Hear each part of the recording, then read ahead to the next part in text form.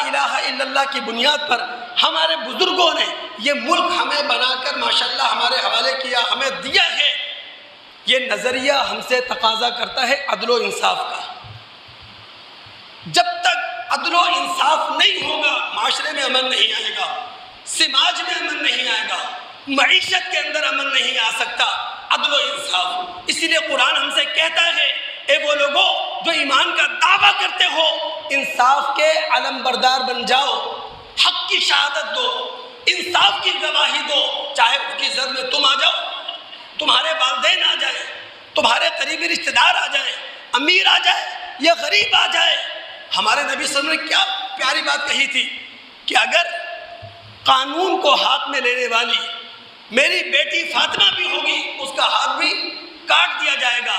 یہ نظریہ پاکستان ہم سے تقاضا کرتا ہے مساوات کا۔